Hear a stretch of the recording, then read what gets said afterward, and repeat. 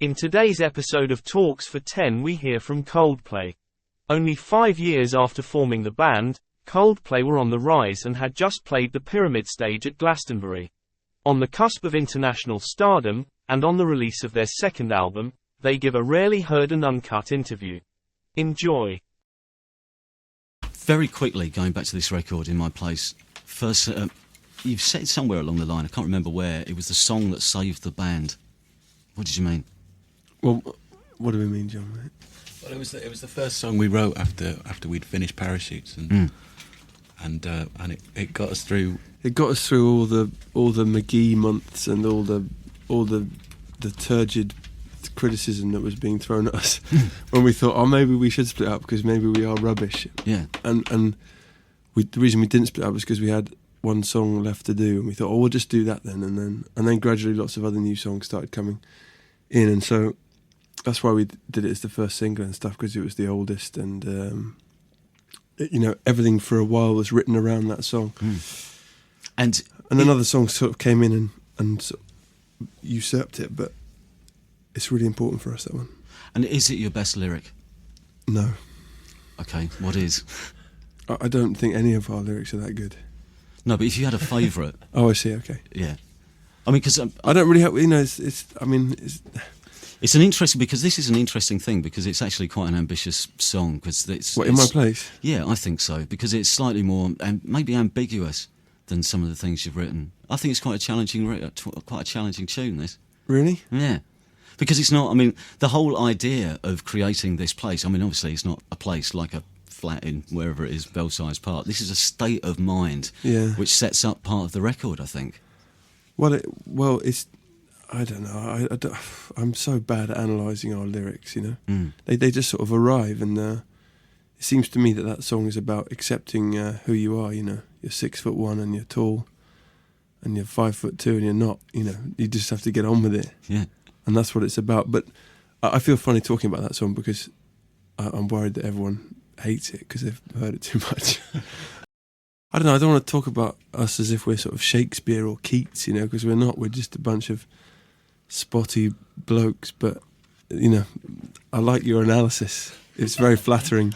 All right, we'll live with that. I wish I could tell you the truth, which is that that's just what comes out, and, you know. You see, if it was probably an arbitrary track listing, wasn't it? No, don't get me wrong. Everything we do is meticulously analysed and scrutinised, but we just don't like to admit it. Okay. Good answer.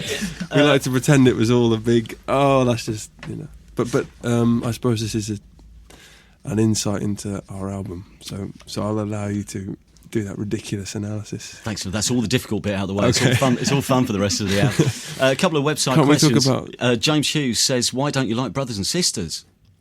Well, it's rubbish. I think would be a good answer.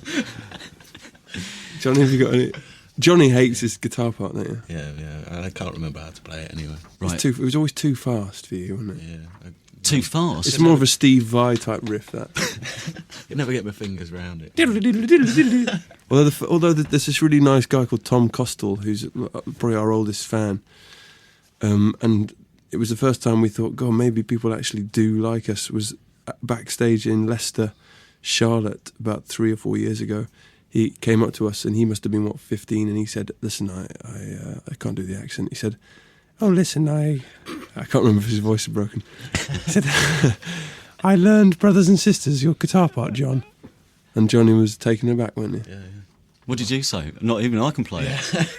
How did you do that? Do you want a job? Here's my guitar, you're playing tonight. You're on tonight, like Michael J. Fox in Back to the Future. Absolutely. What are you doing for the next 2 weeks? You're on tour with Terrace. Off you go. Yeah. But it was great. It was a great moment. But then soon after that, the song got sort of left behind. We do like it, though. We do. You were the first person to play it, I believe. I think we did, yeah, on the evening session. Yeah. Thanks, man. Oh, we recorded that when we were still in college, you know, weekends. Yeah. I remember one. Anecdotes aplenty. After the break. And loads more of those. When we left the house. You love Oasis. In fact, that's what we're going to play next, okay, which great. is one of your selections. Songbird. Is it true that Liam sang it into your ear one night at a gig? Yeah. When he'd just written it? Is that right? Well, we were playing in Shepherd's Bush, and Liam rocked up with lots of people, and we were pleased to see him, and all he would say all night was yellow, yellow, yellow, like that, and then he came up to me and sang a bit of Songbird. And did he sing it to you as well? No. It was obviously a frontman thing, but it was funny because I remembered the melody for about a year and a half. Really? And we were just about to record it for our own record when we heard that they'd kept it. But you like that, don't you? Yeah, it's great. And Andy Bell came and played it to us in the studio. Right. And we played him some of our songs, and it was a bit like a sort of meeting of Backslappers. Yeah. The thing is, we're not special or different because of that. I mean, the ridiculous thing about being like famous or something is that people like take what you say and make it much more important than it actually. I mean, everyone should feel like that. My granddad is the person that said to me, "Listen, grandson," he didn't call me grandson, but that's for the sake of. Was he offering you a Werther's original? I'm just getting my product placement in. All you have done cars, all these things. I get a bag of sweets out of this. We were sat in a Pepsi van, and he said, "Listen, don't waste your time. Don't waste time, you know." And we're not trying to sound pretentious or anything, but it's true. I mean, that's what everyone should do. You are really lucky, and we're really lucky because we're doing what we want, you know, and that's an amazing privilege, and we don't want to waste it by becoming coked up flunkies. You know what I mean? Point is, we have nothing but positive things to say about internet piracy, because the only time that we don't really think it should happen is when people are hearing things that we don't think are very good, or that we didn't put any work into, really. But you spent a lot of time working on your own website as well, don't you? And there was hours and hours, painstaking. Will's in charge of our website. I designed it. He's been on it once. I designed it. Lego and Meccano. No, but in all seriousness, though, are you turning into the Bill Wyman of this group? Surely, the one who writes everything down. No, I did. I put a journal piece up last week. That's right. Did you? As it goes. Oh right, sorry, I beg your pardon. Yeah, no, but what we're saying is, Steve's read it, especially once the album's out. You know, it's free for all. Yeah. Okay. But I mean, we personally, I really like buying albums. I mean, I got the Oasis album free and all that, but I went, but then I thought it'd be fun to go and buy it because then you get the whole feeling that you've bought a part of the band. You own it rather than you're just some inside the industry person. Good. No, let's play a track. Let's play a track from the album. Do I get a pick this time? Yes. You picked last time, didn't you? Are you picking it? Don't spin the wheel, Annie, because Steve's going to pick it. Spin the wheel. No, don't spin it. Spin it. It says number 5. That's good. It's Clocks. No. Is that what that do? Clocks, yeah. Okay. Look, it says here on my list, Clocks. Hey. This has got the best bass line in the world. I don't know, Guy doesn't like to blow his own trumpet, but he does play some great bass. But it may be the best bass line in the world. Can you play play it? But you know, we don't really like bigging ourselves up. But okay. I feel that we can big each other up, and this bass line made us want to do backflips. Track 5 on the new Coldplay album, and listen to that bass. Turn your woofers up. You're frowning. Okay, so 2 teams then. So it will be Chris and Johnny versus Will and Guy, except because we don't have any buzzers or anything, you're going to have to shout out. All right. Okay. Chris and Johnny, do you want to shout cold if you know the answer? All right. Got it. I can see where this is going. Will and Guy. Yeah. If you shout play. Yes. Are you ready? Understood. We'll just run through. First 1 to 5. 5 correct answers. Yeah. Okay. 5 enough? Producer Hannah says 5's enough. Okay. How many seconds on the album? How many seconds before Chris's vocals start in the track Politic? Ridiculous. Cold. Come on. 23. Play. 18. 23's the nearest. It's 26 seconds. 1-0 to Chris and Johnny. Who designed your album cover? Play.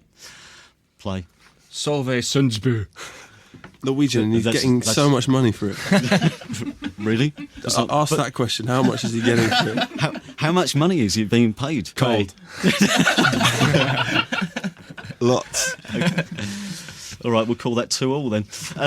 Clocks is track number what on the album? Play. 5. 5 hey, is the right answer. Fair enough, though. Because you just said it. No. But it is a nice album cover, and to be honest, we would have paid anything for it because it's a lovely piece of art. Anyway, sorry, next question. Okay. How many years does Chris sing in My Place? Cold. Yeah, Chris. 4. I'm not asking you to do it in a higher voice. I'm saying that's actually not the right answer. You're giving him a second guess. Can I go over to the other side? We'll throw it across to the other side. 6. 12 years. Bollocks, in where? my place. Oh yeah. Oh, what you counting? Oh years. That's a year. No. In the throwaway singer lyric book, an oh yeah is a different to a year. Is half the value of a year. Yeah. Is it? Yeah. It's a semi-year. Is it? Yeah. Yeah. It's not as much. It's not worth as much as a love. No. No. Love is big points. Love is big, and is half a year. I'm still trying to work out where I'm going to put the points for this. Who am I going to put the points to? Who We'll got get nearest? some- we'll yeah, get- okay, that's 4-2. Yes. Okay, Wait, they're winning 4-2. yeah. How many? Actually, we could. Well, I added on some points, but we'll bloody- let's do a whose couple line more. is it anyway? We'll do a couple more. You could Arbitrary point officially win if you can tell us how many songs end with a lyric about a part of the body. Cold. Cold, Chris. Hang on. You can't do that. Hang on. Hang on. 1. It's the wrong answer. What? I wrote those. I know my own album. What do you mean? We wrote it. Of course we know. Hang on. A rush of blood to the head. Okay. What's that? No, 2. Arms. And 3 eyes. Green eyes. 4 face. 4 face. 4 face. Right. So, play. So 4. It's the right answer. I think possibly you win. I will just. Can I just? What's? No, hang on. Can we have a couple more because these have been ridiculously biased Sudden towards death. the bass and drums. Are you saying that we wrote these for the rhythm section? I'm just saying that when you say the question, you point it at them and it gets to us later. You Is wrote it- the lyrics. Yeah. Well, you wrote. Okay, I'll Lads, that's all we've got time for. What? I can't.